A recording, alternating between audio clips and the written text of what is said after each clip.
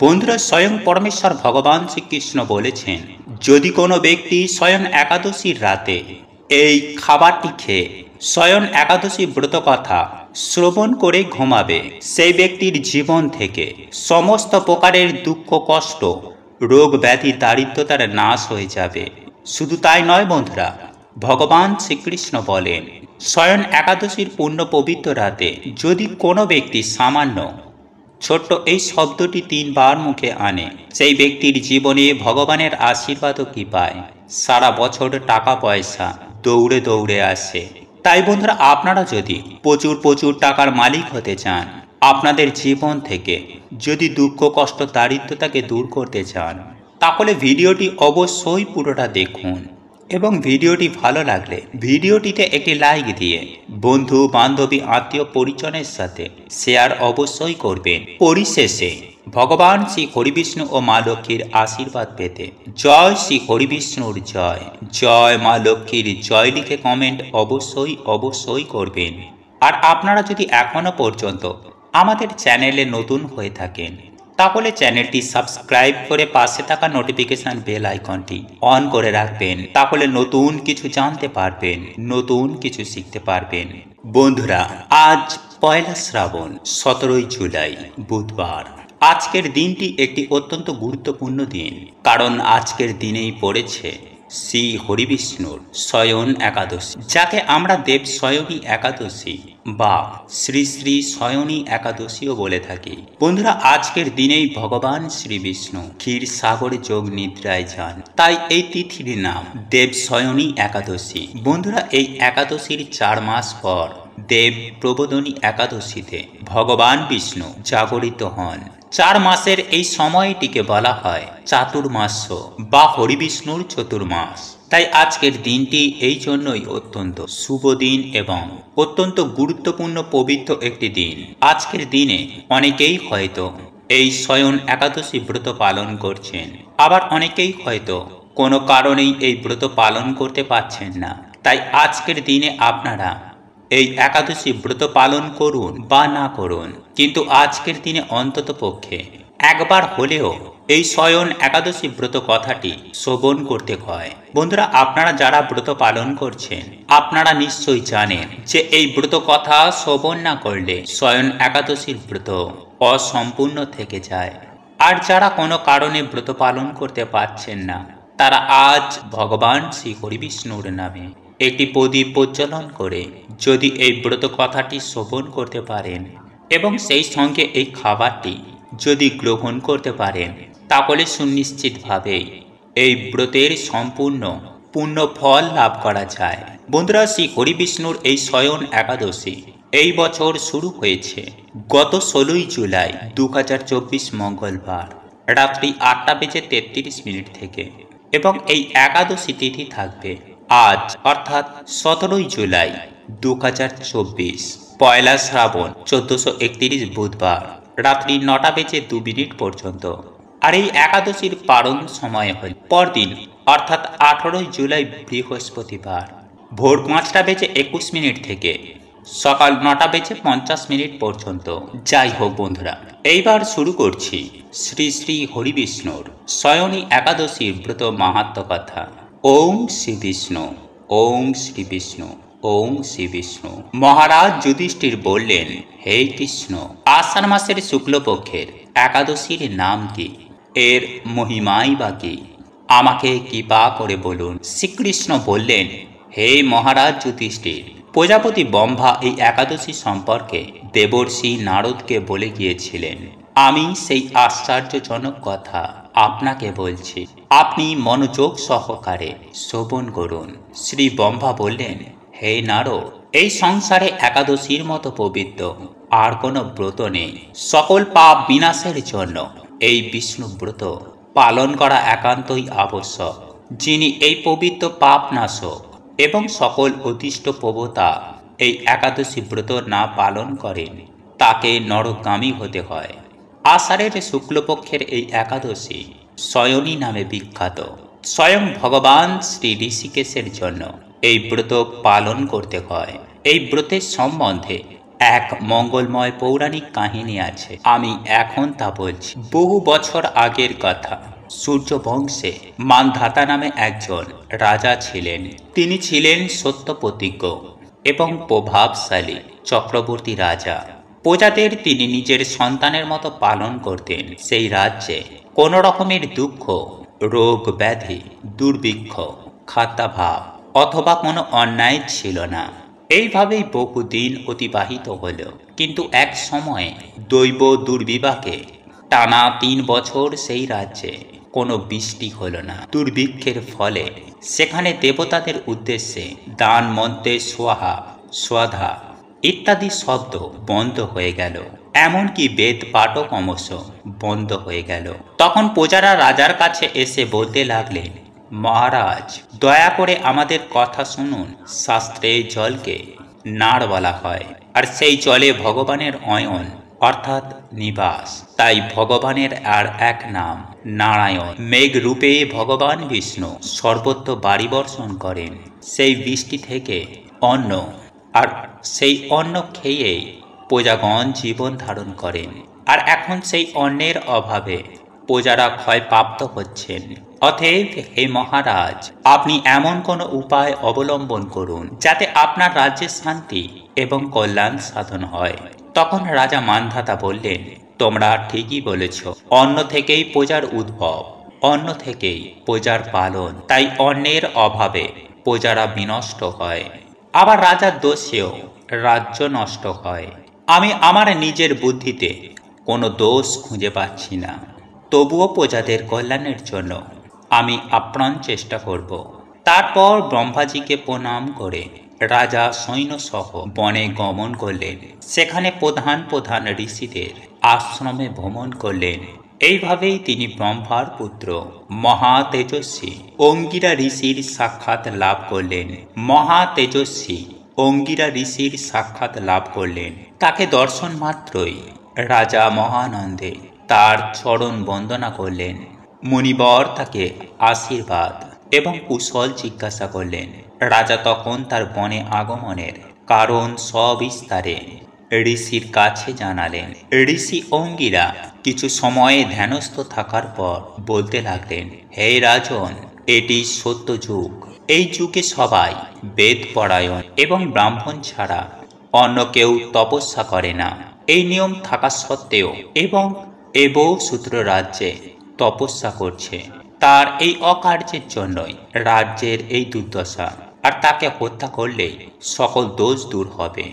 রাজা বললেন, হে মণিবর, তপস্যাকারী অপরাধ ব্যক্তিকে আমি কিভাবে বধ করব?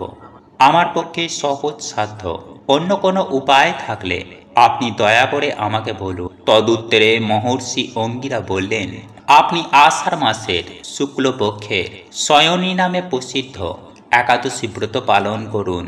এই ব্রতের প্রভাবে নিশ্চিত রাজ্যে বৃষ্টি হবে।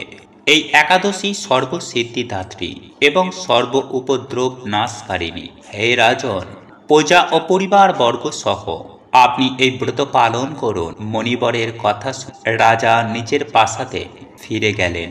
আষাঢ় মাস উপস্থিত হলে রাজ্যের সকল প্রজা রাজার সঙ্গে এই একাদশী ব্রতের অনুষ্ঠান পালন করলেন।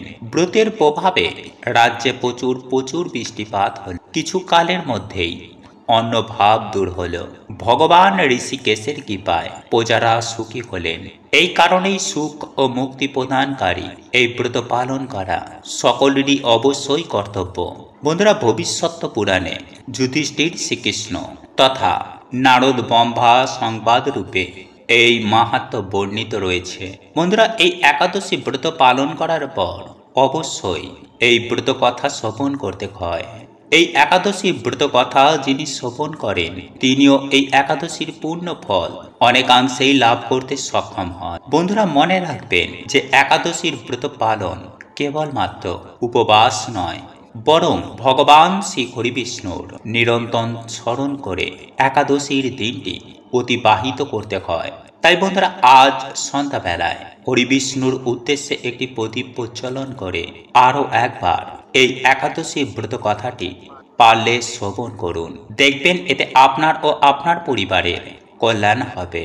সেই সঙ্গে সঙ্গে মনে রাখবেন বন্ধুরা, যে স্বয়ং পরমেশ্বর ভগবান শ্রীকৃষ্ণ বলেন, এই স্বয়ংই একাদশীর দিন আপনারা যদি বাড়িতে সন্ধ্যা আরতি করার পর ভগবান শ্রী হরিবিষ্ণু ও মা লক্ষ্মীর পুজো আরাধনা করতে পারেন, তাহলে সেটা অত্যন্তই ভালো। কারণ আপনার এই কার্যে স্বয়ং ভগবান শ্রী হরিবিষ্ণু ও মা লক্ষ্মী অত্যন্তই প্রসন্ন হবেন। তবে সেই সঙ্গে আজ সন্ধ্যার পর আপনারা যখন ভগবানের পুজো আরাধনা করবেন, তখন অবশ্যই কাঁঠাল কো, তুলসী পাতা, মাখন এবং মিছরি অবশ্যই নিবেদন করবেন। সেই সঙ্গে আপনারা দুটো ধূপকাঠি জ্বালিয়ে দেবেন ভগবানের কাছে, কর্পূর জ্বালিয়ে আরতি প্রদান করবেন এবং হাতে একটি টাকা নিয়ে ওম নম ভগবতে বাসুদেবায় নমঃ এই মন্ত্রটি 3 বার জপ করবেন এবং এই হাতে টাকাটি নিয়েই আপনারা আপনাদের মনোবাসনা এবং মনোবাসনা জানানোর পর আপনার হাতে থাকা একটি 1 টাকার কয়েনটি নিয়ে আপনার কপালে, আপনার দুটো চোখে এবং আপনার বুকে একবার স্পর্শ করাবেন। তারপর এই টাকাটি ভগবান শ্রী হরিবিষ্ণু নতুবা মা লক্ষ্মী কিংবা পরমেশ্বর ভগবান শ্রীকৃষ্ণের চরণে এই 1 টাকার কয়েনটি নিবেদন করবেন এবং পারলে এই সময়ে অবশ্যই লক্ষ্মী পাঁচালী পাঠ করবেন। আর লক্ষ্মী পাঁচালী পাঠ যদি আপনারা করতে না পারেন, তাহলে এই ব্রত কথাটি অবশ্যই একবার শ্রবণ করবেন। বন্ধুরা, এইভাবে আপনারা সন্ধ্যার পর ভগবানের পুজো আরাধনা করবেন। এরপর আপনাদের কাজ হবে, রাতে ঘুমাতে যাবার আগে আপনারা যে সব ফল ও মিষ্টি ভগবানের নৈবেদ্য হিসাবে নিবেদন করেছিলেন, সেগুলি সম্পূর্ণ সমস্ত কিছুই তুলে নেবেন এবং পরিবারের সকল সদস্যজনকে নিয়ে সেই কাঁঠাল, মাখন, মিছরি, তুলসী পাতা এই সমস্ত কিছুই সপরিবারে যদি খাদ্য হিসাবে গ্রহণ করতে পারেন, তাহলে সারা বছর আপনারা সুস্থ ও নিরোগ থাকবেন। সেই সঙ্গে ভগবানের আশীর্বাদে সারা বছর আপনাদের জীবনে টাকার বৃষ্টি হবে। যাই হোক বন্ধুরা, এইবার আমি আপনাদেরকে জানিয়ে রাখি যে আজ এই পূর্ণ পবিত্র রাতে ঘুমাতে যাবার আগে আপনারা অবশ্যই মনে মনে এই মন্ত্রটি 3 বার উচ্চারণ করে তারপর ঘুমাবেন। দেখবেন এই রাতেই আপনারা সুফল দেখতে পাবেন। মন্ত্রটি হল, হে কৃষ্ণ করুণা সিন্ধু দীনবন্ধু জগৎপথে গোপেশ গোপিকাকান্ত রাধাকান্ত নমস্তুতে। বন্ধুরা, এই মন্ত্রটি 3 বার জপ করবেন এবং মনে মনে বলবেন, হে গোবিন্দ, হে হরিবিষ্ণু, আমি জেনে বুঝে না জেনে বুঝে যা কিছু পাপ করেছি, সমস্ত পাপ থেকে আমাকে ক্ষমা করুন। আমাকে এত সুন্দর জীবন দেওয়ার আপনাকে কোটি কোটি ধন্যবাদ জানাই। হে প্রভু, আপনি আমার পিতা মাতা, আপনি আমার ইষ্ট দেবতা। আপনার আশীর্বাদ আমার একান্ত কাম্য। আপনার আশীর্বাদের হাত আমার এবং আমার পরিবারের মাথার উপরে রাখুন। আমি আপনাকে কোটি কোটি ধন্যবাদ জানাই আপনার আশীর্বাদ আমার এবং আমার পরিবারের ওপরে রাখার জন্য। বন্ধুরা, আপনারা এই কথাটি অবশ্যই আজকে রাতে বলে ঘুমাবেন। দেখবেন এতে ভগবান শ্রী হরিবিষ্ণুর আশীর্বাদ, মা লক্ষ্মীর কৃপা দৃষ্টি আপনাদের সঙ্গে সাথে থাকবে। বন্ধুরা, আপনারা এই দিনে কিছু করুন বা না করুন, অন্তত পক্ষে 1 টাকার একটি কয়েন কোনো কৃষ্ণ মন্দিরে বা প্রভু জগন্নাথ দেবের কাছে কিংবা আপনার বাড়ির তুলসী তলায় দান করুন। তাহলে দেখবেন মাতা তুলসী মহারানীর আশীর্বাদে, প্রভু জগন্নাথ দেবের আশীর্বাদে, ভগবান শ্রীকৃষ্ণের আশীর্বাদে অর্থ, সুখ, সৌভাগ্যে আপনার বাড়ি ভরে উঠবে। হ্যাঁ বন্ধুরা, যেখান থেকেই হোক না কেন আপনার হাতে প্রচুর পরিমাণে অর্থ আসবে, যা গোনার জন্য আপনাদেরকে চাকর রাখতে হবে। বন্ধুরা, আমাদের এই জগতে এমন অনেক মানুষ দেখা যায় যারা বিভিন্ন রকম ভাবে মানসিক চিন্তায় ভোগেন। আবার কারো কারো জীবনে চরম অশান্তিও দেখা যায় এবং এরই পাশাপাশি যাদের আর্থিক সমস্যা রয়েছে, তাদের প্রত্যেকের উদ্দেশ্যে বলে রাখি যে আপনাদের জীবনে যদি এই সকল সমস্যা থেকে থাকে, তাহলে আজকের ভিডিওটি অবশ্যই আপনার জন্য। বন্ধুরা, এই সমস্ত সমস্যা আপনারা যদি দূর করতে চান, তা আপনারা এই উপায় বা ক্রিয়াটি করতে পারেন। সুপ্রিয় দর্শক বন্ধুরা, এই উপায় বা ক্রিয়াটি করার জন্য আপনাকে যেটি নিতে হবে সেটি হলো একটি ছোট্ট লাল কাপড় এবং 3 কোয়া রসুন। হ্যাঁ বন্ধুরা, আপনারা একেবারে ঠিকই শুনেছেন, এই দুইটি উপকরণ দিয়েই আপনি পারবেন আপনার জীবনে থাকা সমস্ত প্রকার সমস্যার সমাধান ঘটাতে। বন্ধুরা, এই উপায় বা ক্রিয়াটি করার জন্য আপনাকে যেটি করতে হবে, সন্ধ্যাবেলায় শুদ্ধ বস্ত্র পরিধান করে নিজেকে শুদ্ধ করে নিয়ে সংগ্রহ করে রাখা 3 কোয়া রসুনকে সর্বপ্রথমে খোলাটি ছাড়িয়ে নিতে হবে।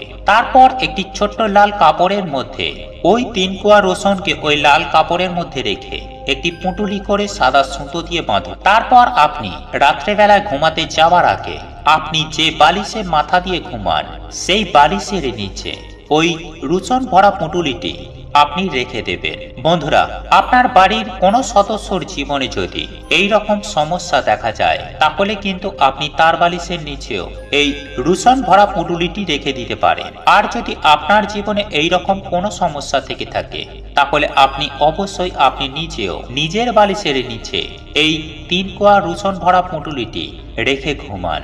দেখবেন বন্ধুরা, সারা রাত ওই রসুনগুলি থাকার ফলে আপনার মধ্যে থাকা সমস্ত প্রকার নেগেটিভ চিন্তা ভাবনাগুলি দূর করতে সাহায্য করবে এবং আপনার শরীরে প্রবেশ করবে পজিটিভ এনার্জি, যার ফলস্বরূপ আপনার মন যেমন সতেজ এবং সুস্থ থাকবে, ঠিক তেমনি আপনার মনে থাকা সমস্ত চিন্তা ভাবনা দূর হয়ে যাবে। আর আপনার মন যদি ভালো থাকে, তাহলে আপনার শরীর অবশ্যই ভালো থাকবে। তাই আপনার পক্ষে সম্ভব হলে অতি অবশ্যই এই উপায় বা ক্রিয়াটি জীবনে একবার হলেও প্রয়োগ করে দেখতে পারেন, সুফল পাবেন হাতে নাতে। বন্ধুরা, এর পাশাপাশি আমি আপনাদের আরো একটি উপায় বা ক্রিয়ার কথা জানিয়ে রাখবো, যেটি আপনার জীবন থেকে অর্থের সমস্যাকে দূর করে মানসিক শান্তি এনে দিতে সাহায্য করবে। হ্যাঁ বন্ধুরা, এর ফলে আপনার হাতে প্রচুর অর্থ আসতে বাধ্য হবে। তবে বন্ধুরা, এই উপায় বা ক্রিয়াটি করার জন্য আপনাকে একটি পাতা নিতে হবে। আর এই গাছটি আমাদের হিন্দু সনাতন ধর্মে প্রত্যেক মানুষের বাড়িতেই রয়েছে। হ্যাঁ বন্ধুরা, আপনি একেবারে ঠিকই শুনেছেন, সেটি হলো তুলসী পাতা। কারণ তুলসী পাতার অলৌকিক গুণাগুণের কথা আমাদের প্রত্যেকেরই জানা। আর এই তুলসী পাতা কিন্তু আপনার জীবনের সমস্ত দুশ্চিন্তাকে দূর করতে বিশেষ ভূমিকা পালন করে থাকবে। তবে বন্ধুরা, এই উপায় বা ক্রিয়াটি করতে হলে আপনাকে সন্ধ্যার আগেই সংগ্রহ করে নিতে হবে 4টি সতেজ এবং নিখুঁত তুলসী পাতা। এই 4টি তুলসী পাতা একটি ছোট্ট প্লাস্টিকের কৌটো এবং একটি ছোট্ট প্লাস্টিকের কৌটো। বন্ধুরা, এই দুটি উপকরণ দিয়েই আপনি এই উপায় বা ক্রিয়াটি করতে পারবেন। বন্ধুরা, এই উপায় বা ক্রিয়াটি করতে হলে আমি আগেই বললাম, আপনাকে সূর্য থাকাকালীন সময়ে সংগ্রহ করে নিতে হবে 4টি তুলসী পাতা। কেননা আমরা প্রত্যেকেই জানি যে সূর্যাস্তের পর তুলসী পাতা বা তুলসী গাছ স্পর্শ করা একেবারেই উচিত নয়। তাই সূর্য অস্ত যাবার আগে আপনাদের 4টি তুলসী পাতা সংগ্রহ করে নেবেন। তারপর শুদ্ধ বস্ত্র পরিধান করে ওই তুলসী পাতাগুলি সর্বপ্রথম আপনি গঙ্গা জলে শুদ্ধ করে ভগবান শ্রীহরির চরণে নিবেদন করবেন। বন্ধুরা, আপনার বাড়িতে যদি ভগবান শ্রীকৃষ্ণ বা রাধারানীর ছবি বা মূর্তি থেকে থাকে, তাহলে তার চরণে এই তুলসী পাতাগুলি নিবেদন করবেন এবং করজোর করে আপনার সমস্ত মনোবাঞ্ছার কথা জানাবেন এবং এরপর তাদের চরণ থেকে তুলসী পাতাগুলি সংগ্রহ করে ছোট্ট ওই প্লাস্টিকের কৌটোর মধ্যে ভরে আপনি রেখে দিন আপনার বালিশের নিচে। সকালবেলা উঠেই দেখবেন এর অবিশ্বাস্য সুফল। সারা রাত আপনার বালিশের নিচে তুলসী পাতাগুলি থাকলে আপনার মনে সমস্ত নেগেটিভ চিন্তা ভাবনাগুলি দূর হয়ে যাবে এবং পজিটিভ এনার্জির সঞ্চার ঘটাবে। একই সঙ্গে আপনার জীবনে থাকা সমস্ত সমস্যার সমাধান সুনিশ্চিতভাবেই ঘটাবে। বন্ধুরা, পরের দিন সকালবেলায় বালিশের তলা থেকে কৌটোর মধ্যে রাখা 4টি তুলসী পাতাকে আবার সংগ্রহ করে আপনি কোনো প্রবাহমান জলের মধ্যে ভাসিয়ে দেবেন। তবে বন্ধুরা, আপনি যখন জলের মধ্যে ভাসাবেন, তখন একটি বিষয় খেয়াল রাখবেন যে কেউ যেন আপনাকে দেখে না ফেলে। আপনারা যদি এই উপায় বা ক্রিয়াগুলি করতে পারেন, তাহলে আপনাদের জীবনে সুখ, শান্তি, সমৃদ্ধি সমস্ত কিছুই থাকবে। জয় শ্রীকৃষ্ণ। রাধে রাধে। প্রভু আপনাদের সকলের মঙ্গল করুক। আপনারা সকলেই সুস্থ থাকবেন, ভালো থাকবেন। নমস্কার, ধন্যবাদ।